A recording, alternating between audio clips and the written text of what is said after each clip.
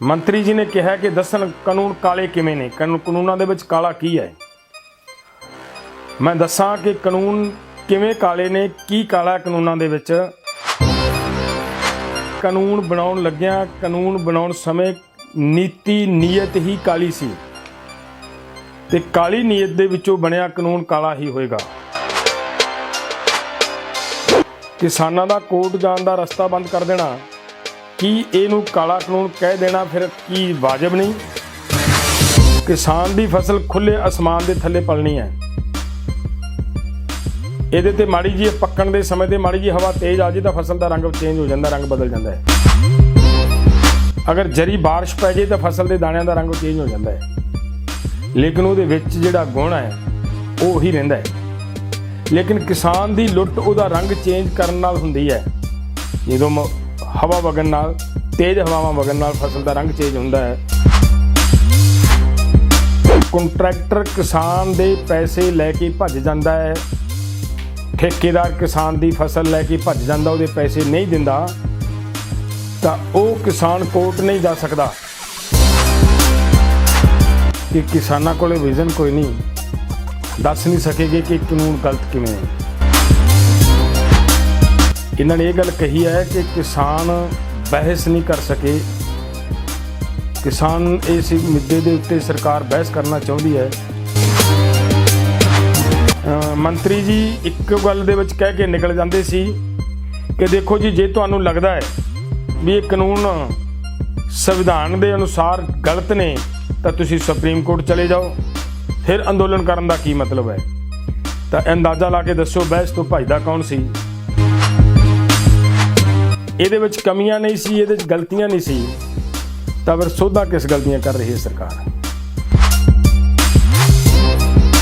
ਜਦੋਂ ਲਗਾਤਾਰ ਕਿਸਾਨ ਦੀ ਫਸਲ ਮੰਡੀ ਤੋਂ ਬਾਹਰ ਵਿਕਦੀ ਰਹੀ ਤਾਂ ਥੋੜੇ ਸਮੇਂ ਦੇ ਵਿੱਚ ਮੰਡੀ ਇੱਕ ਖੰਡਰ ਬਣ ਕੇ ਰਹਿ ਜਾਏਗੀ। ਨਾ ਉਹਦੇ ਵਿੱਚ ਵਪਾਰੀ ਰਹੇਗਾ, ਨਾ ਉਹਦੇ ਵਿੱਚ ਆੜ੍ਹਤੀਆ ਰਹੇਗਾ, ਤੇ ਨਾ ਹੀ ਉਸ ਮੰਡੀ ਦੇ ਵਿੱਚ ਸਰਕਾਰੀ ਖਰੀਦ ਹੋਏਗੀ, ਔਰ ਉੱਥੇ ਕਿਸੇ ਮਜ਼ਦੂਰ ਦਾ ਕੰਮ ਕਰਨ ਦਾ ਕਿਸੇ ਦਾ ਕੋਈ ਮਤਲਬ ਨਹੀਂ। ਥੋੜੇ ਸਮੇਂ ਦੇ ਵਿੱਚ ਮੰਡੀ ਬਰਬਾਦ ਹੋ ਜਾਏਗੀ। ਐਡੇ ਐਡੇ ਅਹੁਦਿਆਂ ਤੇ ਐਡੇ ਐਡੇ ਪਦਵੀਆਂ ਤੇ ਬੈਠੇ ਵਿਅਕਤੀ ਅਗਰ ਝੂਠ ਬੋਲਣ ਲੱਗਣ ਤਾਂ ਫਿਰ ਦੇਸ਼ ਦਾ ਕੀ ਬਣੇਗਾ? ਸ਼ਰਤ ਲਿਖੀ ਹੈ ਪਹਿਲਾਂ ਤਾਂ ਇਹ ਕਿ ਕੰਟਰੈਕਟਰ ਨੇ ਤੁਹਾਡੀ ਜ਼ਮੀਨ ਨੂੰ ਉਸੇ ਹਾਲਤ ਦੇ ਵਿੱਚ ਕਰਕੇ ਦੇਣਾ ਜਿਸ ਹਾਲਤ ਦੇ ਵਿੱਚ ਲਿਆ ਸੀ, ਪਰ ਜੇ ਨਹੀਂ ਕਰਕੇ ਜਾਂਦਾ ਤਾਂ ਉਹਨੂੰ ਕੋਈ ਗੱਲ ਨਹੀਂ, ਜਿਵੇਂ ਵੀ ਉਹ ਛੱਡ ਗਿਆ, ਜੋ ਉਹਦੇ ਉੱਤੇ ਕੰਸਟਰਕਸ਼ਨ ਕੀਤੀ ਹੈ ਉਹ ਉਸ ਤੋਂ ਬਾਅਦ ਕਿਸਾਨ ਦੀ ਹੋ ਜਾਏਗੀ। 30 ਸਾਲ 40 ਸਾਲ ਦਾ ਕੰਟਰੈਕਟ ਕੀਤਾ ਹੈ, 40 ਸਾਲ ਦੇ ਵਿੱਚ ਬਿਲਡਿੰਗ ਖੰਡਰ ਹੋ ਗਈ, ਖੰਡਰ ਹੋਈ ਬਿਲਡਿੰਗ ਜਿਉਂਦੀ ਤੋਂ ਛੱਡ ਕੇ ਤੁਰ ਗਿਆ ਤੇ ਉਹਦੇ ਉੱਤੇ 20 ਕਰੋੜ ਦਾ ਕਰਜ਼ਾ ਛੱਡ ਕੇ ਤੁਰ ਗਿਆ, ਤਾਂ ਉਹ ਇਹ ਕਹਿ ਦੂਗੀ ਸਰਕਾਰ ਕਿ ਕਾਨੂੰਨ ਦੇ ਅਨੁਸਾਰ ਤੁਹਾਡੀ ਕੀ ਬਿਲਡਿੰਗ ਤੁਹਾਡੀ ਹੋ ਗਈ।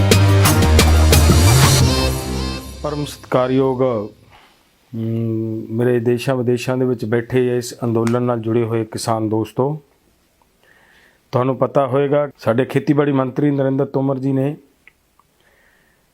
ਰਾਜ ਸਭਾ ਦੇ ਵਿੱਚ ਸੈਸ਼ਨ ਦੇ ਦੌਰਾਨ ਕਾਨੂੰਨਾਂ ਦੇ ਬਾਰੇ ਦੇ ਵਿੱਚ ਗੱਲਬਾਤ ਕਰਦਿਆਂ ਇੱਕ ਗੱਲ ਕਹੀ ਹੈ ਕਿ ਕਿਸਾਨ ਦੱਸਣ ਕਿ ਕਾਨੂੰਨ ਦੇ ਵਿੱਚ ਕਾਲਾ ਕੀ ਹੈ। ਇੱਕ ਉਹਨਾਂ ਨੇ ਇਹ ਗੱਲ ਕਹੀ ਹੈ ਕਿ ਕਿਸਾਨਾਂ ਕੋਲੇ ਵਿਜ਼ਨ ਕੋਈ ਨਹੀਂ, ਦੱਸ ਨਹੀਂ ਸਕੇਗੇ ਕਿ ਕਾਨੂੰਨ ਗਲਤ ਕਿਵੇਂ ਨੇ। ਔਰ ਜਿਹੜੀ ਇਹ ਦੋਨਾਂ ਗੱਲਾਂ ਦਾ ਮੈਂ ਜਵਾਬ ਦੇਣਾ ਚਾਹੁੰਦਾ, ਸਪਸ਼ਟ ਕਰਨਾ ਚਾਹੁੰਦੇ ਅਸੀਂ ਕਿ ਸਭ ਤੋਂ ਪਹਿਲੀ ਗੱਲ ਤਾਂ ਇਹ ਹੈ, ਇਹਨਾਂ ਨੇ ਇਹ ਗੱਲ ਕਹੀ ਹੈ ਕਿ ਕਿਸਾਨ ਬਹਿਸ ਨਹੀਂ ਕਰ ਸਕੇ। ਕਿਸਾਨ ਇਸ ਮੁੱਦੇ ਦੇ ਉੱਤੇ ਸਰਕਾਰ ਬਹਿਸ ਕਰਨਾ ਚਾਹੁੰਦੀ ਹੈ। ਤਾਂ ਮੈਂ ਸਪਸ਼ਟ ਕਰ ਦਿਆਂ ਕਿ ਕਿਸਾਨਾਂ ਨੇ ਜਿਸ ਵੇਲੇ ਮੀਟਿੰਗਾਂ ਦੇ ਵਿੱਚ ਬਹਿਸ ਕੀਤੀ ਹੈ ਤੇ ਸਭ ਤੋਂ ਪਹਿਲਾਂ ਇਹ ਗੱਲ ਉੱਠਦੀ ਰਹੀ ਹੈ ਕਿ ਇਹ ਕਾਨੂੰਨ ਸਭ ਤੋਂ ਪਹਿਲਾਂ ਤਾਂ ਇਹ ਹੈ ਕਿ ਗੈਰ ਸੰਵਿਧਾਨਕ ਨੇ। ਸੰਵਿਧਾਨ ਅਨੁਸਾਰ ਇਹ ਕਾਨੂੰਨ ਸੈਂਟਰ ਗਵਰਨਮੈਂਟ ਬਣਾ ਹੀ ਨਹੀਂ ਸਕਦੀ, ਕਿਉਂਕਿ ਸੈਂਟਰ ਗਵਰਨਮੈਂਟ ਨੇ ਇਹ ਕਾਨੂੰਨ 7ਵੇਂ ਸ਼ਡਿਊਲ ਦੀ 33ਵੀਂ ਐਂਟਰੀ ਦੇ ਵਿੱਚ ਜਾ ਕੇ ਕੰਕਰੈਂਟ ਲਿਸਟ ਦੇ ਵਿੱਚ ਜਾ ਕੇ ਇਹ ਕਾਨੂੰਨ ਬਣਾਏ ਨੇ। ਔਰ ਉੱਥੇ ਜਾ ਕੇ ਕਾਨੂੰਨ ਬਣਾ ਕੀ ਸਕਦੀ ਹੈ ਸਰਕਾਰ ਤੇ ਕੀ ਨਹੀਂ ਬਣਾ ਸਕਦੀ, ਉਹਨੂੰ ਸਪਸ਼ਟ ਕਰਨਾ ਜ਼ਰੂਰੀ ਬਣਦਾ ਹੈ। ਸਾਡੇ ਕਨਸਟੀਟਿਊਸ਼ਨ ਦੇ ਵਿੱਚ ਲਿਖਿਆ ਹੈ कि सरकार जे कानून बना सकती है तो स्टफ फूड ते बना सकती है। हुण इत्थे सवाल है, दो गल्लां है कि स्टफ फूड ते बना सकती है और ट्रेड ਲਈ बना सकती है, ਵਪਾਰ ਲਈ बना सकती है।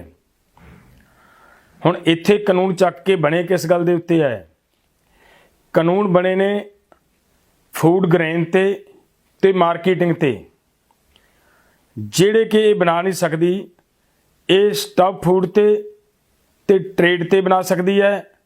किसान स्टफ फूड नहीं पैदा करता, किसान केवल फूड ग्रेन पैदा करता है और नाल ये ट्रेड नहीं करता, किसान केवल मार्केटिंग करता है।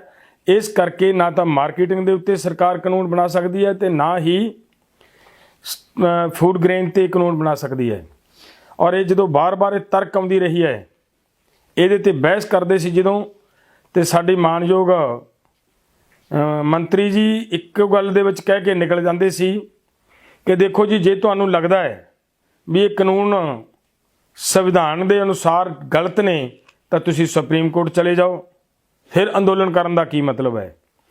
तो अंदाज़ा ला के दस्सो बहस तो भजदा कौन सी, कि किसान बहस तो भजदे सी या सरकार बहस तो भजी है।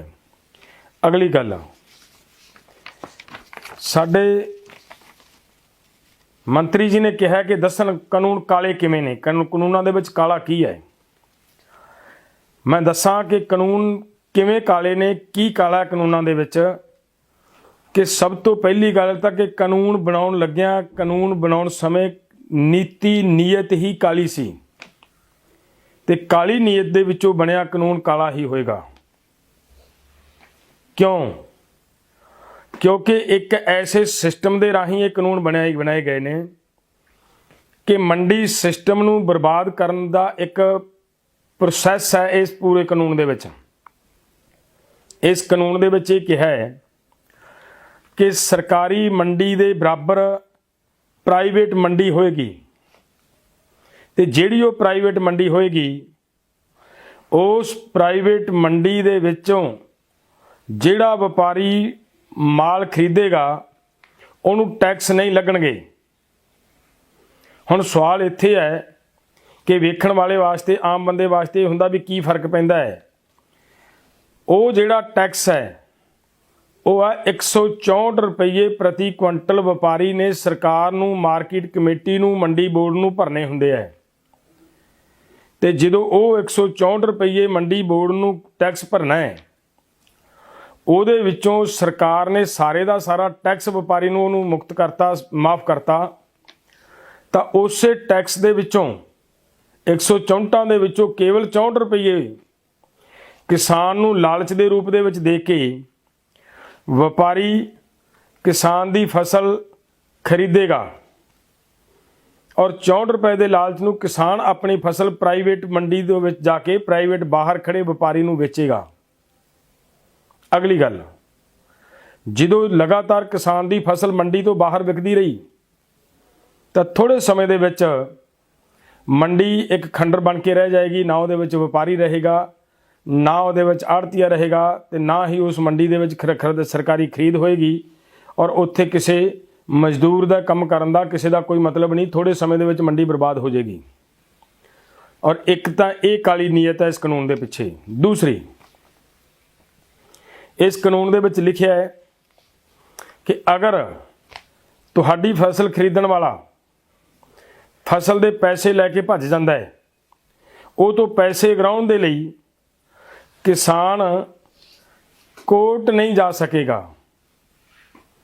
अंदाज़ा लाओ, किसानां दा कोर्ट जाण दा रस्ता बंद कर देना, की इहनूं काला कानून कह देना फिर की वाजिब नहीं?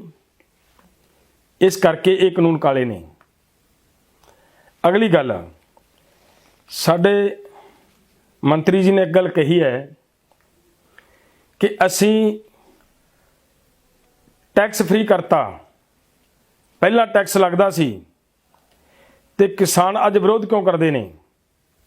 हुण मैं इस टैक्स ते गल करनी चाहूँगा। ये जिहड़ा टैक्स लगता सी व्यापारी नूं लगता सी, खरीददार नूं लगता सी। खरीददार ने 164 रुपये क्विंटल मगर टैक्स सरकार नूं भरना हुंदा सी, मार्केट कमेटी नूं भरना हुंदा सी। ਔਰ ਉਹੀ ਪੈਸਾ ਮਾਰਕੀਟ ਕਮੇਟੀ ਦੀ ਇਨਕਮ ਦਾ ਸੋਰਸ ਬਣਦਾ ਸੀ। ਔਰ ਮਾਰਕੀਟ ਕਮੇਟੀ ਦੇ ਵਿੱਚ ਉਹ ਜਦੋਂ ਪੈਸਾ ਇਕੱਠਾ ਹੁੰਦਾ ਸੀਗਾ ਤੇ ਉਸ ਮਾਰਕੀਟ ਕਮੇਟੀ ਦੇ ਏਰੀਏ 'ਚ ਜਿਸ ਕਿਸੇ ਕਿਸਾਨ ਦੇ ਨਾਲ ਕੋਈ ਕਿਸੇ ਤਰ੍ਹਾਂ ਦਾ ਹਾਦਸਾ ਵਾਪਰਦਾ ਸੀ ਤਾਂ ਮਾਰਕੀਟ ਕਮੇਟੀ ਆਪਦੇ ਕਿਸਾਨਾਂ ਦੀ ਮਦਦ ਕਰਦੀ ਸੀ, ਆਰਥਿਕ ਮਦਦ ਕਰਦੀ ਸੀ। ਡੈਥ ਹੋ ਜਾਣ ਤੇ 3 ਲੱਖ ਤੱਕ ਦੀ ਮਦਦ ਕਰਦੀ ਸੀ। ਔਰ ਉਸ ਤੋਂ ਅੱਗੇ ਉਸੇ ਫੰਡ ਨਾਲ ਪਿੰਡਾਂ ਦੇ ਡਿਵੈਲਪਮੈਂਟ ਕਰਦੀ ਸੀ ਸਰਕਾਰ। ਪਿੰਡਾਂ ਦੀਆਂ ਸੜਕਾਂ ਬਣਦੀਆਂ ਸੀ, ਲਿੰਕ ਰੋਡਾਂ ਬਣਦੀਆਂ ਸੀ ਉਸ ਪੈਸੇ ਨਾਲ। ਸੋ ਇਸ ਕਰਕੇ ਇਹ ਪੈਸਾ ਕਿਸਾਨਾਂ ਦਾ ਸੀ, ਜਿਹਨੂੰ ਤੁਹਾਡੀ ਸਰਕਾਰ ਨੇ ਇੱਕ ਵਪਾਰੀ ਦੀ ਜੇਬ 'ਚ ਪਾਤਾ ਔਰ ਮੰਡੀ ਨੂੰ ਬਰਬਾਦ ਕਰਨ ਦੇ ਲਈ। ਇਹ ਹੈ ਇਸ ਤੁਹਾਡੇ ਕਾਨੂੰਨ ਦੀ ਮੁਕਤੀ, ਟੈਕਸ ਤੋਂ ਜਿਹੜਾ ਤੁਸੀਂ ਟੈਕਸ ਫ੍ਰੀ ਦੀ ਗੱਲ ਕਰਦੇ ਆ, ਇਹਦੀ ਖੇਡ ਇਹ ਹੈ। ਸੋ ਇਸ ਕਰਕੇ ਇਹਨੂੰ ਸਮਝਣ ਦੀ ਬਹੁਤ ਲੋੜ ਹੈ ਮੇਰੇ ਕਿਸਾਨ ਮਿੱਤਰੋ। ਦੂਸਰੀ ਜਿਹੜੀ ਗੱਲ ਹੈ ਕਿ ਮੰਤਰੀ ਜੀ ਨੇ ਕਿਹਾ ਹੈ ਕਿ ਕੰਟਰੈਕਟ ਫਾਰਮਿੰਗ ਦੀ ਗੱਲ ਕੀਤੀ ਹੈ ਬੜੇ ਜ਼ੋਰ ਨਾਲ, ਕਿ ਅਸੀਂ ਕਿਹਾ ਕਿ ਕਿਸਾਨ ਕੰਟਰੈਕਟ ਤੋੜ ਸਕਦਾ ਹੈ, ਲੇਕਿਨ ਜਿਹੜਾ ਕੰਟਰੈਕਟਰ ਹੈ, ਜਿਹੜਾ ਉਹਦਾ ਸਪਾਂਸਰਡ ਹੈ, ਉਹ ਕੰਟਰੈਕਟ ਨਹੀਂ ਤੋੜ ਸਕਦਾ। ਠੀਕ ਹੈ, ਪਰ ਮੈਂ ਇੱਕ ਗੱਲ ਪੁੱਛਣੀ ਚਾਹਣਾ, ਇਹ ਜਿਹੜਾ ਕੰਟਰੈਕਟ ਫਾਰਮਿੰਗ ਦੀ ਗੱਲ ਕੀਤੀ ਹੈ, ਇਹਦੇ ਵਿੱਚ ਵੀ ਇਹ ਗੱਲ ਕਹੀ ਗਈ ਹੈ ਕਿ ਅਗਰ ਕੰਟਰੈਕਟਰ ਕਿਸਾਨ ਦੇ ਪੈਸੇ ਲੈ ਕੇ ਭੱਜ ਜਾਂਦਾ ਹੈ, ਠੇਕੇਦਾਰ ਕਿਸਾਨ ਦੀ ਫਸਲ ਲੈ ਕੇ ਭੱਜ ਜਾਂਦਾ, ਉਹਦੇ ਪੈਸੇ ਨਹੀਂ ਦਿੰਦਾ, ਤਾਂ ਉਹ ਕਿਸਾਨ ਕੋਰਟ ਨਹੀਂ ਜਾ ਸਕਦਾ। ਜਿਹਦੀ ਮਿਸਾਲ ਬਹੁਤ ਸਾਰੀਆਂ ਮੀਟਿੰਗਾਂ ਦੇ ਵਿੱਚ ਅਸੀਂ ਦੇ ਚੁੱਕੇ ਹਾਂ। ਮਾਨਯੋਗ ਨਰਿੰਦਰ ਤੋਮਰ ਜੀ ਦੀ ਸਟੇਟ ਪੈਂਦੀ ਹੈ ਮੱਧ ਪ੍ਰਦੇਸ਼। ਮੱਧ ਪ੍ਰਦੇਸ਼ ਦੀਆਂ ਮੀਟਿੰਗਾਂ ਦੇ ਦੌਰਾਨ ਅਸੀਂ 2-3 ਖਬਰਾਂ ਦਿਖਾਈਆਂ ਸੀਗੀਆਂ ਮੰਤਰੀ ਜੀ ਨੂੰ। ਉਹਨਾਂ ਖਬਰਾਂ ਦੇ ਵਿੱਚ ਬੜਾ ਸਪਸ਼ਟ ਸੀ ਕਿ 90 ਕਿਸਾਨਾਂ ਦੇ ਪੈਸੇ ਲੈ ਕੇ ਵਪਾਰੀ ਭੱਜੇ ਔਰ ਜਿਨ੍ਹਾਂ ਦੇ ਵਿੱਚੋਂ ਕੇਵਲ 3 ਕਿਸਾਨਾਂ ਨੂੰ ਇਨਸਾਫ ਮਿਲਿਆ, ਬਾਕੀ 87 ਕਿਸਾਨਾਂ ਨੂੰ ਹਜੇ ਤੱਕ ਇਨਸਾਫ ਨਹੀਂ ਸੀ ਮਿਲਿਆ। ਇਹ ਹੈ ਕੰਟਰੈਕਟ ਫਾਰਮਿੰਗ ਦੀ ਗੱਲ। ਅਗਲੀ ਗੱਲ, ਕੰਟਰੈਕਟ ਫਾਰਮਿੰਗ ਦੇ ਵਿੱਚ ਇੱਕ ਗੱਲ ਹੋਰ ਲਿਖੀ ਹੈ ਕਿ ਤੁਹਾਡੀ ਫਸਲ ਦੀ ਕੁਆਲਿਟੀ ਚੈੱਕ ਕਰਨ ਵਾਸਤੇ ਇੱਕ ਤੀਜੀ ਧਿਰ ਹੋਏਗੀ ਤੇ ਉਹ ਤੁਹਾਡੀ ਫਸਲ ਦੀ ਗੁਣਵੱਤਾ ਚੈੱਕ ਕਰੇਗੀ। ਗੁਣਵੱਤਾ ਚੈੱਕ ਕਰਨ ਤੋਂ ਬਾਅਦ ਫਿਰ ਰੇਟ ਤੈਅ ਹੋਣਗੇ। ਤਾਂ ਪਿਆਰਿਓ, ਕਿਸਾਨ ਦੀ ਫਸਲ ਖੁੱਲੇ ਅਸਮਾਨ ਦੇ ਥੱਲੇ ਪਲਣੀ ਹੈ। ਇਹਦੇ ਤੇ ਮਾੜੀ ਜੀ ਪੱਕਣ ਦੇ ਸਮੇਂ ਤੇ ਮਾੜੀ ਜੀ ਹਵਾ ਤੇਜ਼ ਆ ਜੇ ਤਾਂ ਫਸਲ ਦਾ ਰੰਗ ਚੇਂਜ ਹੋ ਜਾਂਦਾ, ਰੰਗ ਬਦਲ ਜਾਂਦਾ ਹੈ। ਅਗਰ ਜਰੀ ਬਾਰਿਸ਼ ਪੈ ਜੇ ਤਾਂ ਫਸਲ ਦੇ ਦਾਣਿਆਂ ਦਾ ਰੰਗ ਚੇਂਜ ਹੋ ਜਾਂਦਾ ਹੈ, ਲੇਕਿਨ ਉਹਦੇ ਵਿੱਚ ਜਿਹੜਾ ਗੁਣ ਹੈ ਉਹ ਉਹੀ ਰਹਿੰਦਾ ਹੈ। ਲੇਕਿਨ ਕਿਸਾਨ ਦੀ ਲੁੱਟ ਉਹਦਾ ਰੰਗ ਚੇਂਜ ਕਰਨ ਨਾਲ ਹੁੰਦੀ ਹੈ। ਜਦੋਂ ਹਵਾ ਵਗਣ ਨਾਲ, ਤੇਜ਼ ਹਵਾਵਾਂ ਵਗਣ ਨਾਲ ਫਸਲ ਦਾ ਰੰਗ ਚੇਂਜ ਹੁੰਦਾ ਹੈ, ਅਨਾਜ ਦਾ ਰੰਗ ਚੇਂਜ ਹੁੰਦਾ ਹੈ, ਤਾਂ ਉਸ ਵੇਲੇ ਕਿਸਾਨ ਦੀ ਫਿਰ ਲੁੱਟ ਖੁੱਲ੍ਹ ਕੇ ਹੁੰਦੀ ਹੈ। ਸੋ ਇਸ ਤਰ੍ਹਾਂ ਅੱਗੇ ਜਾ ਕੇ ਇਸੇ ਕੰਟਰੈਕਟ ਫਾਰਮਿੰਗ ਦੇ ਵਿੱਚ ਇੱਕ ਗੱਲ ਇਹ ਕਹੀ ਗਈ ਹੈ ਕਿ ਕਿਸਾਨ ਦੀ ਜਿਹੜੀ ਫਸਲ ਹੈ,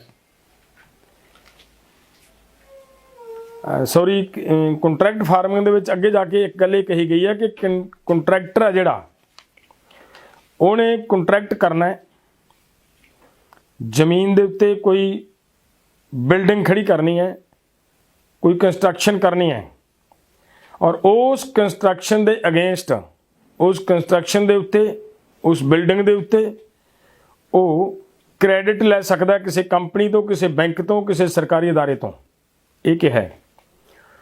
ਅਗਰ ਉਹ ਲੋਨ ਲੈ ਲਿਆ ਉਹਨੇ ਤੇ ਉਹ ਲੋਨ ਨਹੀਂ ਮੋੜਿਆ ਤਾਂ ਕਿਸਾਨ ਦੀ ਜ਼ਮੀਨ ਫਸੀ ਪਈ ਹੈ ਉਹ 'ਚ। ਇੱਕ ਇਹਦੇ 'ਚ ਬੜੀ ਵਧੀਆ, ਬੜੀ ਚਲਾਕੀ ਵਾਲੀ ਗੱਲ ਲਿਖੀ ਹੈ ਕੰਟਰੈਕਟ ਫਾਰਮਿੰਗ ਦੇ ਵਿੱਚ ਕਿ ਅਗਰ ਸ਼ਰਤ ਲਿਖੀ ਹੈ ਪਹਿਲਾਂ ਤਾਂ ਇਹ ਕਿ ਕੰਟਰੈਕਟਰ ਨੇ ਤੁਹਾਡੀ ਜ਼ਮੀਨ ਨੂੰ ਉਸੇ ਹਾਲਤ ਦੇ ਵਿੱਚ ਕਰਕੇ ਦੇਣਾ ਜਿਸ ਹਾਲਤ ਦੇ ਵਿੱਚ ਲਿਆ ਸੀ। ਪਰ ਜੇ ਨਹੀਂ ਕਰਕੇ ਜਾਂਦਾ ਤਾਂ ਉਹਨੂੰ ਕੋਈ ਗੱਲ ਨਹੀਂ, ਜਿਵੇਂ ਵੀ ਉਹ ਛੱਡ ਗਿਆ, ਜੋ ਉਹਦੇ ਉੱਤੇ ਕੰਸਟਰਕਸ਼ਨ ਕੀਤੀ ਹੈ ਉਹ ਉਸ ਤੋਂ ਬਾਅਦ ਕਿਸਾਨ ਦੀ ਹੋ ਜਾਏਗੀ। ਹੁਣ ਇੱਥੇ ਸਵਾਲ ਇਹ ਹੈ ਕਿ ਕਿਸੇ ਨੇ ਆ ਕੇ ਤੁਹਾਡੀ ਬਿਲਡਿੰਗ, ਤੁਹਾਡੀ ਜ਼ਮੀਨ ਦੇ ਉੱਤੇ ਬਿਲਡਿੰਗ ਖੜੀ ਕਰ ਲਈ, 30 ਸਾਲ 40 ਸਾਲ ਦਾ ਕੰਟਰੈਕਟ ਕੀਤਾ ਹੈ, 40 ਸਾਲ ਦੇ ਵਿੱਚ ਬਿਲਡਿੰਗ ਖੰਡਰ ਹੋ ਗਈ, ਖੰਡਰ ਹੋਈ ਬਿਲਡਿੰਗ ਜਿਉਂਦੀ ਤਿਉਂ ਛੱਡ ਕੇ ਤੁਰ ਗਿਆ ਤੇ ਉਹਦੇ ਉੱਤੇ 20 ਕਰੋੜ ਦਾ ਕਰਜ਼ਾ ਛੱਡ ਕੇ ਤੁਰ ਗਿਆ, ਤਾਂ ਉਹ ਇਹ ਕਹਿ ਦਊਗੀ ਸਰਕਾਰ ਕਿ ਕਾਨੂੰਨ ਦੇ ਅਨੁਸਾਰ ਤੁਹਾਡੀ ਜੀ ਇਹ ਬਿਲਡਿੰਗ ਤੁਹਾਡੀ ਹੋ ਗਈ। ਸੋ ਇਸ ਕਰਕੇ ਇਹਨਾਂ ਸਾਰੇ ਨੁਕਤਿਆਂ ਦੇ ਉੱਤੇ ਇੱਕ ਇੱਕ ਨੁਕਤੇ ਦੇ ਉੱਤੇ ਬਹਿਸ ਹੋ ਚੁੱਕੀ ਆ। ਹੋਰ ਵੀ ਬਹੁਤ ਸਾਰੀਆਂ ਗੱਲਾਂ ਨੇ ਜਿਨ੍ਹਾਂ ਦੇ ਉੱਤੇ ਬਹਿਸ ਹੋ ਚੁੱਕੀ ਹੈ, ਲੇਕਿਨ ਸਰਕਾਰ ਜਿਹੜੀ ਕਹਿੰਦੀ ਹੈ ਕਿ ਕਿਸਾਨਾਂ ਨੇ ਬਹਿਸ ਨਹੀਂ ਕੀਤੀ, ਕਿਸਾਨਾਂ ਨੂੰ ਬਹਿਸ ਨਹੀਂ ਕਰਨੀ ਆਉਂਦੀ, ਇਹਨਾਂ ਹੀ ਗੱਲਾਂ ਦੇ ਉੱਤੇ, ਇਹਨਾਂ ਹੀ ਨੁਕਤਿਆਂ ਤੇ ਸਾਡੇ ਮਾਨਯੋਗ ਖੇਤੀਬਾੜੀ ਮੰਤਰੀ ਜੀ ਨੇ ਟਿਕ ਕਰਦੇ ਰਹੇ ਨੇ ਵੀ ਠੀਕ ਹੈ, ਇਹਨੂੰ ਠੀਕ ਕਰ ਦਿਆਂਗੇ। ਮੈਂ ਬੇਨਤੀ ਕਰਾਂ ਕਿ ਜੇਕਰ ਇਹਦੇ ਵਿੱਚ ਕਮੀਆਂ ਨਹੀਂ ਸੀ, ਇਹਦੇ 'ਚ ਗਲਤੀਆਂ ਨਹੀਂ ਸੀ, ਤਾਂ ਫਿਰ ਸੋਧਾਂ ਕਿਸ ਗਲਤੀਆਂ ਕਰ ਰਹੀ ਹੈ ਸਰਕਾਰ। ਸੋ ਸਾਡੀ ਬੇਨਤੀ ਹੈ ਸਰਕਾਰ ਨੂੰ ਕਿ ਕਰਨਾ ਹੈ ਨਹੀਂ ਕਰਨਾ ਹੈ, ਤੁਸੀਂ ਸਰਕਾਰ ਹੋ, ਤੁਹਾਡੀ ਪਾਵਰ ਹੈ, ਤੁਸੀਂ ਜਿਵੇਂ ਮਰਜ਼ੀ ਕਰ ਸਕਦੇ ਹੋ ਲੋਕਾਂ ਦੇ ਨਾਲ, ਲੇਕਿਨ ਝੂਠ ਬੋਲਣਾ ਸਿਆਣਪ ਨਹੀਂ। ਐਡੇ ਐਡੇ ਅਹੁਦਿਆਂ ਤੇ ਐਡੇ ਐਡੇ ਪਦਵੀਆਂ ਤੇ ਬੈਠੇ ਵਿਅਕਤੀ ਅਗਰ ਝੂਠ ਬੋਲਣ ਲੱਗਣ ਤਾਂ ਫਿਰ ਦੇਸ਼ ਦਾ ਕੀ ਬਣੇਗਾ। ਸੋ ਮੈਂ ਜਿਹੜੀ ਇੰਨੀ ਗੱਲ ਮੇਰੇ ਅੱਜ ਪ੍ਰਧਾਨ ਮੰਤਰੀ ਆਪਣਾ ਨਰਿੰਦਰ ਤੋਮਰ ਜੀ ਸਾਡੇ ਐਗਰੀਕਲਚਰ ਮਿਨਿਸਟਰ ਨੇ ਜੋ ਬੋਲੀ ਹੈ, ਉਹਨਾਂ ਦੇ ਮੈਂ ਭਾਸ਼ਣ ਦਾ ਜਵਾਬ ਦੇਣਾ ਚਾਹੁੰਦਾ ਸੀ। ਉਹ ਇਹ ਜਵਾਬ ਹੈ ਮੇਰੇ ਕਿਸਾਨ ਮਿੱਤਰੋ। ਵਾਹਿਗੁਰੂ ਜੀ ਕਾ ਖਾਲਸਾ,